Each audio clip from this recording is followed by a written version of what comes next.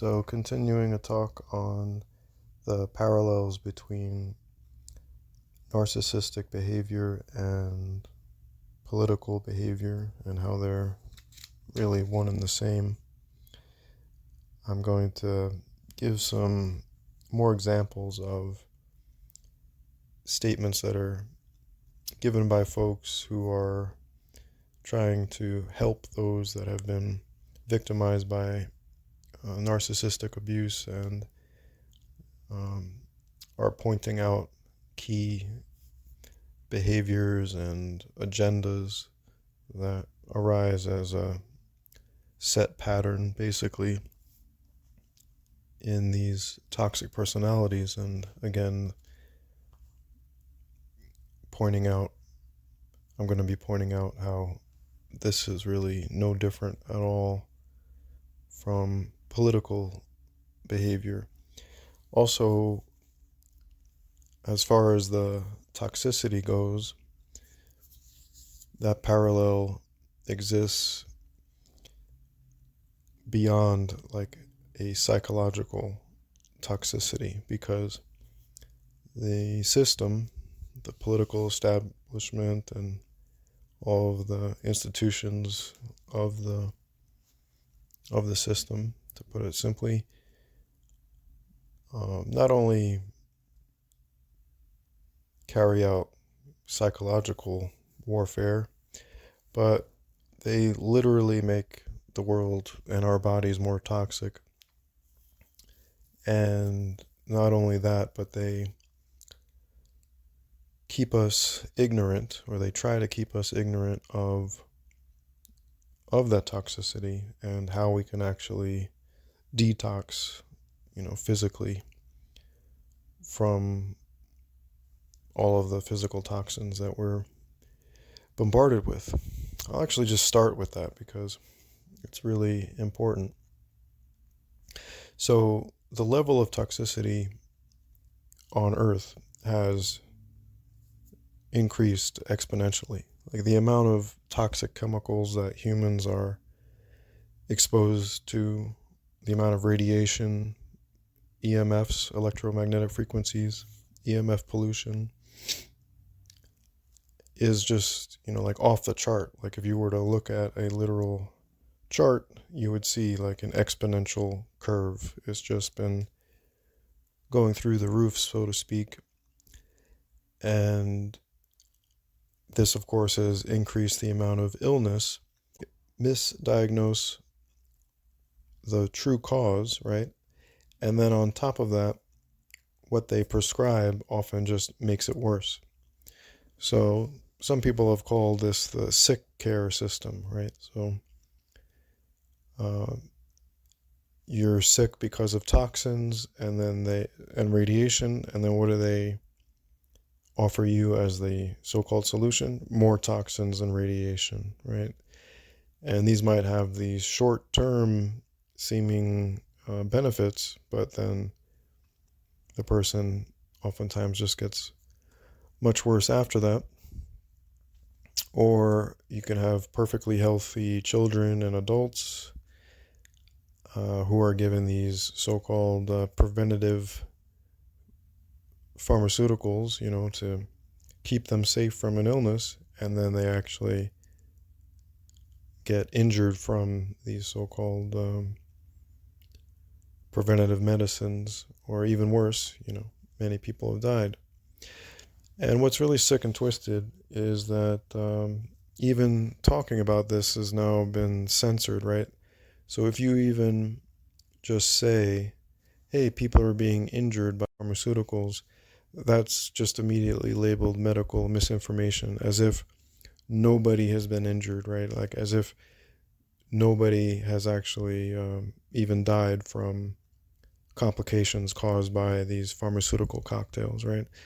Those that are censoring people from just speaking freely in that manner, like, you really need to realize that you're on the wrong side of history and the wrong side of ethics. Like, you're really perpetuating evil on the planet. Like, for you to deny the fact that adverse reactions have occurred on a large scale. Like, that's really sick and twisted. You're pretending to be some kind of righteous protector of humanity by censoring people from speaking just their own observations. Like, hey, there was this healthy kid, and then he got 5 injections, and then he wasn't healthy anymore. Or, hey, here was this elderly person that was actually very fit and healthy.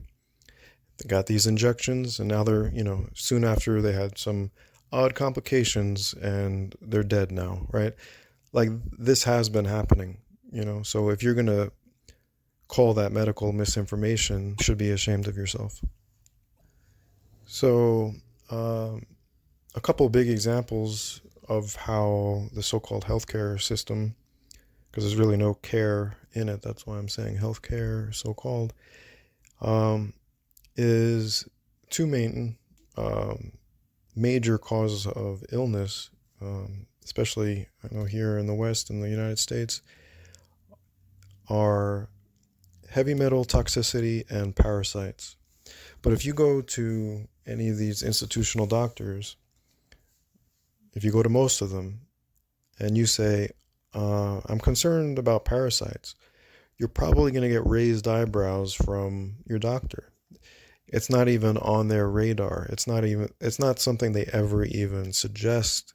And if you suggest it, they look at you or talk to you like you're, kind of crazy. Like, what are you talking about, parasites? Meanwhile, like, the vast majority of Americans do have parasites from a young age.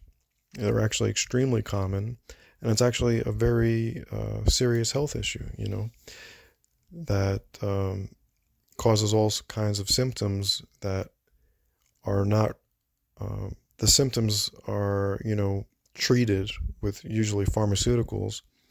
The same with heavy metal toxicity. If most Americans were to test themselves for heavy metal toxicity, they would find that they do have unhealthy levels of heavy metals, right? And where have these heavy metals come from? Oftentimes from the very medical establishment that is supposed to be, keeping us healthy and safe and, tip-top shape, right? Like, for example, mercury fillings that dentists still to this day continue to put into the mouths of children and adults. It's just completely insane and evil. And then, of course, all the so-called preventative pharmaceuticals that have aluminum and mercury in them, which definitely causes negative health effects. Like, I remember hearing just someone talk the other day, like, if a large thermometer, like a mercury thermometer, were to like break in a hospital, they'd call like the hazmat. They'd have to have someone in like a full, toxic waste disposal suit, and you couldn't just throw it away in the trash. Mercury is extremely, extremely toxic, right? Aluminum too is very toxic to the body and the brain, right? But these are actually ingredients in these so-called medicines, right? So that, along with all of the heavy metal exposure that comes from various other sources, pollution in the water, consumer products, right? Whether it's your cooking pans and whatnot and utensils, or the lead pipes, right, that are supplying your water, right? They haven't, they discontinued lead paint, although, of course, many people are still living in homes that still have the lead paint, or the paint was just covered over, so they're still being exposed to it. But the pipes, right, supplying our water, lead pipes, like, how crazy is that? Very detrimental to mental and physical health, and it's, being, it's contaminating, the water supply for most people, right?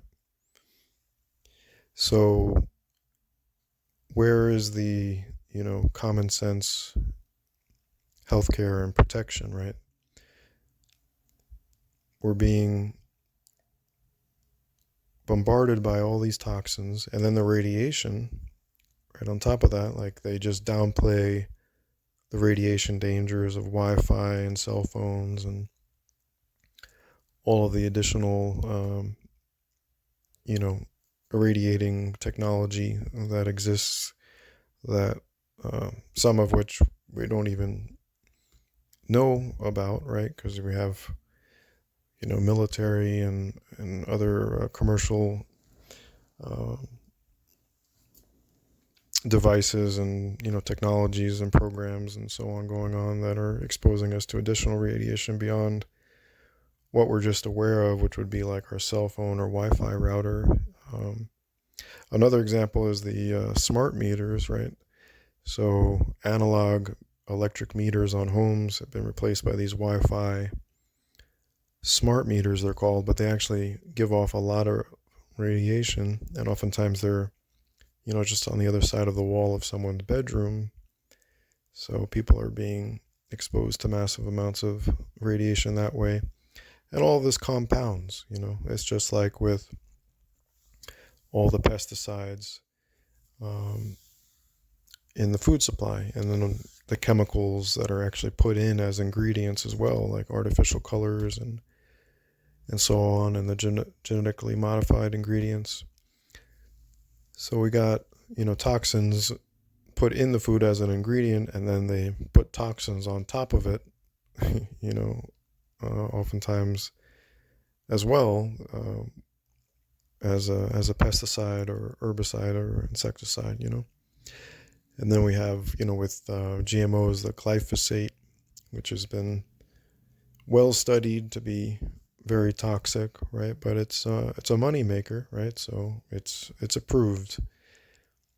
And then also with the water supply, right? Fluoride, that is just a crime against humanity. And the all those that are claiming like, oh, this is just the natural mineral and it's good for your teeth, that's just pure lies. It's a neurotoxin, and they actually did admit fairly recently that it lowers IQ in children. I've heard it also affects the pineal gland, but it's not healthy whatsoever. Like, it shouldn't be in the water supply at all. And then ironically, it has been shown to decrease dental health. I think it's called fluoridosis, something like that, but excess amounts of this fluoride can actually have a damaging effect on your teeth. So it's just a toxic waste product that's thrown into the water supply. Chlorine also is not healthy.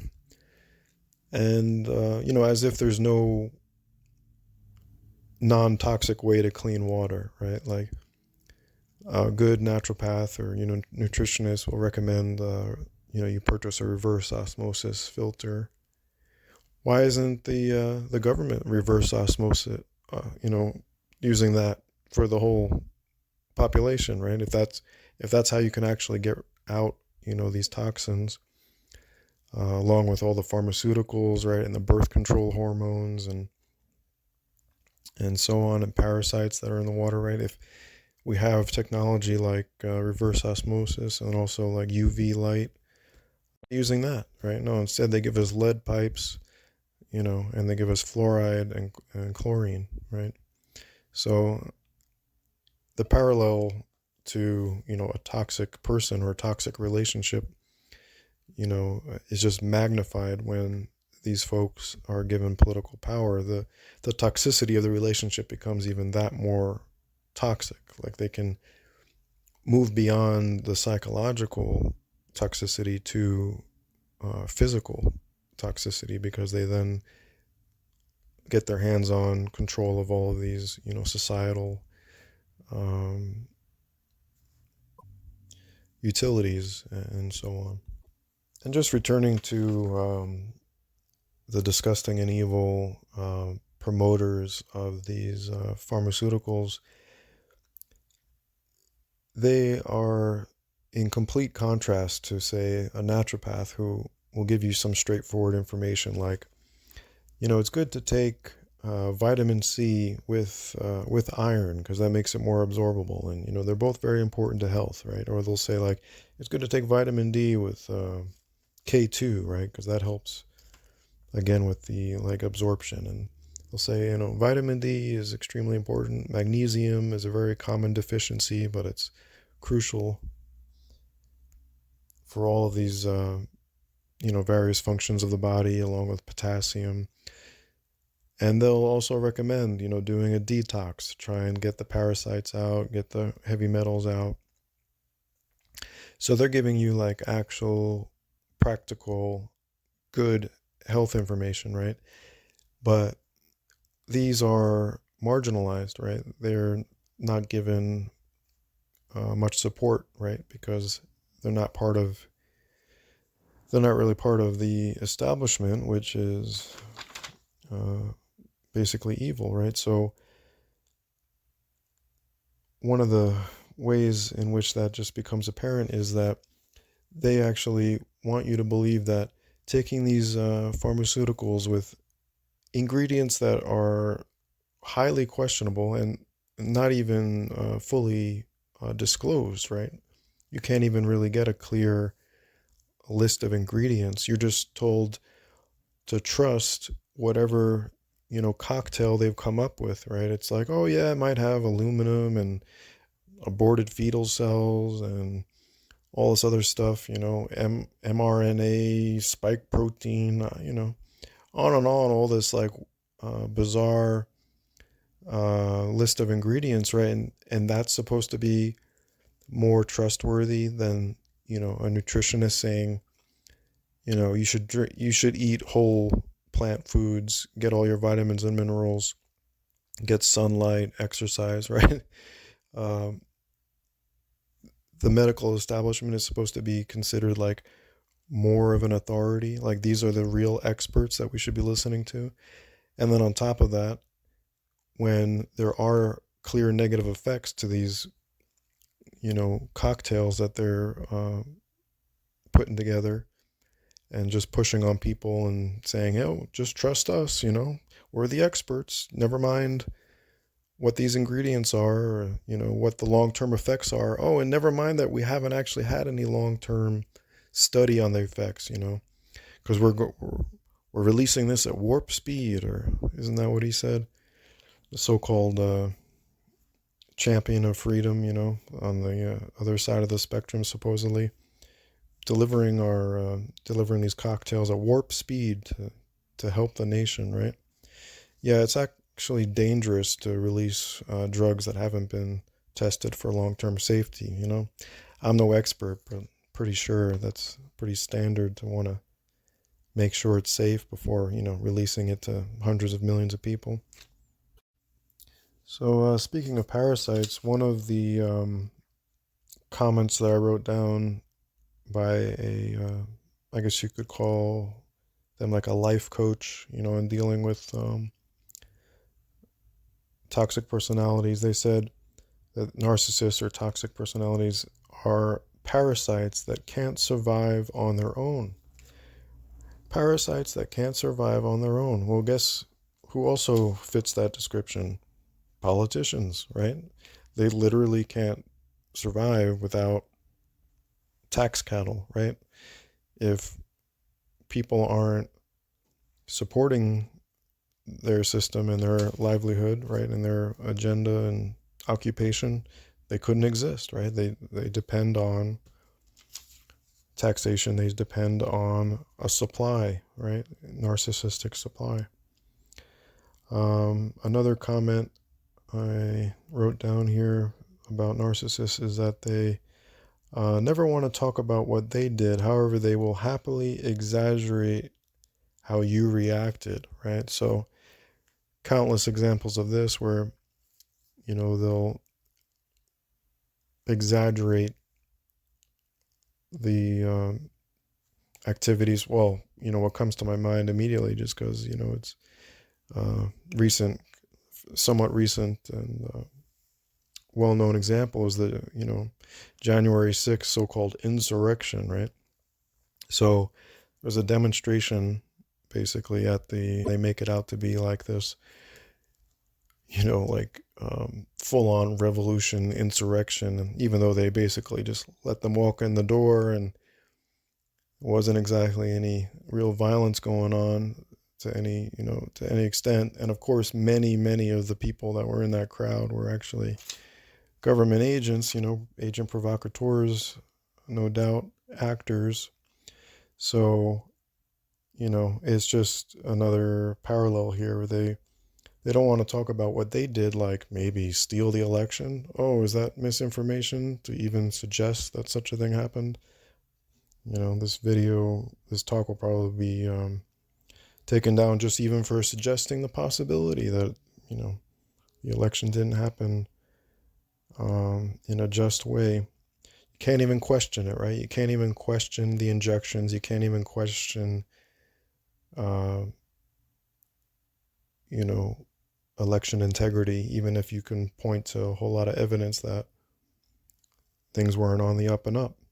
And that actually fits with another narcissistic behavior, which is that they want to change your own behavior. They want you to like morph to fit their twisted view of the world and of yourself. So that's exactly how censorship operates, right? And a lot of people are literally having to change their behavior, change their speech, right, to conform to the censorship, right? Because otherwise they get demonetized or just straight taken down. Their media, their content is just straight taken down. So people are having to conform to the backwards morality, and restriction, the free speech restrictions, the restrictions against free speech that they're pushing. It's just authoritarianism, and it's really disgusting again. Another quote I found on narcissists is that they waste no time to pickpocket your life. So narcissists waste no time to pickpocket your life. Well, again, a perfect parallel, right? What's a better example? I think a perfect example is the income tax, like literally pickpocketing your paycheck, right? Every paycheck from the 16th Amendment, brought in 1913, along with the central banking, which was taken straight out of the Communist Manifesto. If you ever actually look at that book, you'll find that income tax is fundamental to the Marxist program. Another quote here on narcissists says, what's yours is theirs. You're their possession before you even know what's happening. And also invading your privacy, right? You're their possession before you even know what's happening. Yeah, you're just born on the earth, and what do you know? You're actually a subject to this system. Like, oh, you were born in this part of the earth between these borders. Oh, well, guess what? You're the possession of this ruling class, even though they're gonna say, oh no, we're just your representatives. We're extortionists, but good ones. We're doing it because you've given implicit consent, and we're actually just your public servant. Something that these life coaches will often recommend is that you go no contact. But the problem with these folks that have gained this political power is that they've made no contact basically illegal, right? Because that would mean independence. And so, like I was discussing in a previous talk titled, independence equals thought crime. If you want to actually go no contact or be independent from them, you're labeled as an extremist and so on. Having sovereignty or autonomy, which is something that, again, folks talking about narcissistic abuse will actually use those words. They'll say, you need to regain your sovereignty. You need to regain your autonomy from this person. Well, that's actually what we need to do with these narcissists that have, established this system. But they make it much more difficult than on the personal level, because it's just embedded in society. And like I was just saying, before you even know what's happening, right? It's just you're born into it. So it's different than a personal relationship, which you might be able to just break off more easily, right? On just a one-to-one basis. I'll just mention a couple other parallels. Um, Blame shifting is something that narcissists do. And if you think about it, that's basically all politicians do. They're just constantly blame shifting, either blaming other politicians on the supposed opposite side, or blaming citizens, for example, gun owners. They're trying to demonize just so that they can push their communist monopolization of gun ownership, so that they can control and abuse even more than they currently are. But yeah, blame shifting is something that politicians do on a very regular basis, and that's a like key characteristic of narcissists. Also, narcissists operate double standards on a regular basis. So either a double standard between you and them, like they can take from you, but you can't take from them. That, of course, applies to politicians, right? They can take money out of your paycheck, but you can't take money from them, right? If you steal from the government, that's a big crime, right? You go to jail, but they can just take money from you all day and night, and that's perfectly fine, right? And likewise, they can disarm you, even though you're nonviolent, but you can't disarm them, not at all, right? They're allowed to have just infinite supplies of weaponry, no matter how bad their behavior, no matter what war crimes and civilians are killed, lose their privilege, but we can lose ours, right? So double standard is the name of the game, really, of politics, right? Because they're claiming to have a right that we don't have, right? Even though we're all supposed to be so-called equal under the law, right? That just doesn't hold true. They're given the right to do things that are criminal if we do them. So that is a huge double standard. That is, pure double standard. So I'll just finish this talk with a zoom out perspective on what's going on, because trying to fix all of these symptoms of the system, although that's very admirable, is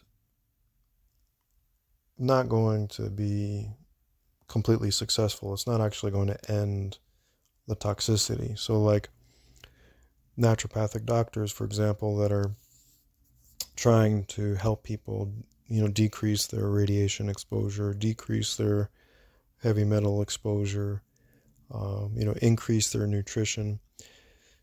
It's basically damage control, from the system itself, right? That's perpetuating all of this toxicity. And we can keep trying to catch up to the latest release of whatever new toxin, and I'm not saying it's not worth the effort, but I'm saying it would be an endless effort, right? Because these toxins didn't just like come from the system like from 100 years ago, and we just gotta like eradicate or deal with those. It's continuous. They come up with new ways to be abusive and toxic. It's not really getting at the root cause of where the toxins are coming from, which is the system itself. It's these institutions of power and great wealth that have corrupted people within them that are, part and parcel to their operation. And until that's addressed, it's just going to be damage control forever, right? We're just going to be constantly trying to deal with the latest form of toxicity coming from them. And it never stops. Just like with narcissists, that's something that these life coaches will often point out, is that it's never going to stop. Like, that's why no contact is the best remedy, because if you think they're going to change, you're naive. Their minds have basically just gone to a very dark place. They basically appear to be possessed by an evil spirit, and they just live off of being abusive. That's just their modus operandi. That's just what drives them. They just become devilish in that way. And so as long as you're in some kind of relationship with them, you're going to be continually exposed to psychological and physical toxicity. So on the personal level, on the interpersonal level, yeah, you would want to go no contact, right? Which would just mean like literally having zero contact with them, not interacting with them, obviously if you were living in the same home as them, moving out, or, even moving to a different town, just getting them out of your life, right? But we need to be clear on what that means on the societal level. What does it mean to be independent from these institutions that are filled with these narcissists that have greater power, and so therefore can do and do more damage on a daily basis? Well, again, it comes back to sovereignty. And the only way you can actually have freedom and sovereignty on the planet Earth is to actually have some space of your own. So that equates to land. And the land, of course, can also be a source of sustenance, right? That's where we can grow food and have access to water, and along with the privacy and independence, right? So we all should actually have a birthright to sovereign space, sovereign homestead, so that we can not be forced into a relationship that we don't want to be in. And these sovereign homesteads can form strong voluntary communities that are non-abusive, non-exploitative, no extortion going on, no toxic institutions indoctrinating and exploiting the people. That's what no contact would be on the societal level. All right, I hope you found some of this insightful. Thanks for listening. Another important example of double standard in operation that I would hope would be obvious to many, but I don't want to assume it is the whole medical tyranny issue, right? Imagine one of your neighbors, just some random person in the neighborhood, came up to your door and knocked on the door, and you answer, and they're holding a briefcase, and they say, hey, in this briefcase here I got various drugs, and I'm gonna need you and your children to start taking them to keep us all safe. And if you don't start taking them, I'm gonna start basically causing you problems. I'm gonna possibly get you fired from your job. I'm going to restrict your travel, right? I'm going to restrict your ability to enter certain buildings where you may need to, take care of various paperwork, etc. I'm going to make your life extremely difficult, if not, cause you poverty and, bankruptcy and all kinds of trouble, right? So if just a random person was basically trying to coerce you, right, to take drugs of their choice, that would be criminal, right? And I think it would be good to inquire of your local law enforcement, what would you call this crime, Find out what they would classify that as, right? If somebody tried to coerce you to take drugs, right? You and your children, by saying, well, if you don't take these drugs, I'm going to, restrict your life in various ways. I'm going to cause various negative consequences. What you have to recognize is really just mafia tactic, right? Either you do what we say, or there's going to be negative consequences. But people have been propagandized to see it differently, because it's like, oh well, no, they're just looking out for public health, so they gotta you have to have these restrictions, because if they don't, then it's putting the public in danger, right? It's just this naive appeal to authority, this naive idol worship that just assumes that the drugs that the politicians are pushing are perfectly safe and really, are going to increase public safety. And the idea that giving over your bodily autonomy to politicians increases public safety is like the biggest oxymoron ever. So, yeah, rather than go on about that, I just want to, give this as another example of narcissistic double standards, right?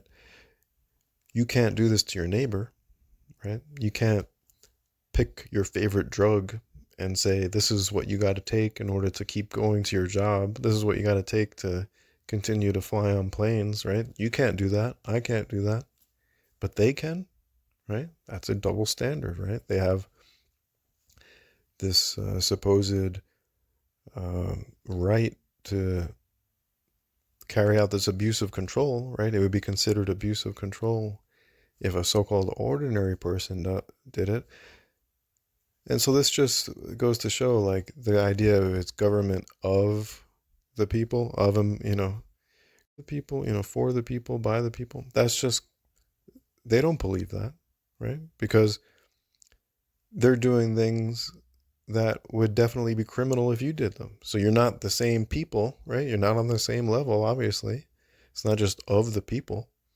They're clearly a so-called, upper tier, right? They're above normal. They're special, right? They deserve these special privileges to do things that would be criminal for you or I to do it. And if you're just falling back on, but it's for public safety, like, you really got to wake up to your delusional, naive idol worship, because that's all it is. You need to ask yourself, why do I assume that it's okay for them to do it? Why do I assume that it's safe to give them this power, but not my neighbor? And you might say, well, they're the authority.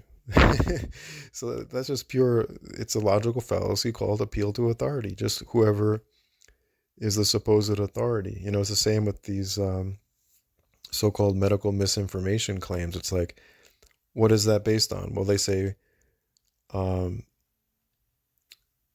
if it goes against what this United Nations agency or institution says is the truth, and the top science and the best medicine, well, then it's false. They're the only trustworthy people as far as medical information. And if you have any view contrary to the World Health Organization, you're just automatically wrong. Like, that's just ridiculous. Who are these people? Who is the World Health Organization? You don't even know who they are. It's just, they're just rich and powerful people somewhere that put out these regulations and policies and viewpoints. It's just pure idol worship. It's just, okay, whoever has the most money and power and has the most prestigious name, they're the authority, just like that. That's the basis of authority, is just, well, whoever has the most power and wealth and, is part of the biggest institution, therefore they equal the most ethical and intelligent and trustworthy people, isn't actually intelligent, because it doesn't match up with history, wherein those that have the most power and wealth are oftentimes not trustworthy because they've been corrupted by that power, right? So that's a psychological fact, right? Power does actually corrupt. So if you're looking to the most powerful institution, like some global regulatory body, if you're assuming that they're going to be the most trustworthy, again, that doesn't make sense, because it doesn't match history or current events, and it ignores the reality of power corrupting, right? So you're going to have a greater likelihood of trustworthy information from, say, just your local naturopath, who isn't part of some large institution, doesn't have, some agenda, and isn't corrupted by power, is just content to be providing a service for people in their community, and that's it. It makes more sense actually to seek medical advice from these independent local women and men who are specialists in medicine, rather than to some giant institution. And to say that the only information, the only perspective that is valid is from that giant institution, that's just doubly absurd, right? You're not only saying that they're the best, which is irrational, but you're saying if you don't agree with them, you're doing something bad.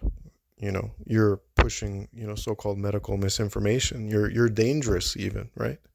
I mean, that's the premise, right? That if you're saying anything about healthcare that this giant World Health Organization institution is not saying, that you're a danger to the public, right? It's just completely nonsensical. It's completely backwards. It's not based in reality. It's not based in rationality. It's not based in, like I said, the psychological reality as well of power being a corrupting influence, right? So I hope that I was able to communicate that better, and that this censorship will end and people will not be suffering as much as they are because of the actual misinformation that they're being given on a regular basis, which is not actually diagnosing the cause of the illness, right? Just dealing with the symptoms and recognizing that body toxicity within the body is a huge, huge problem that needs to be addressed and looked at by everybody. Another thing with the testing that is good to be aware of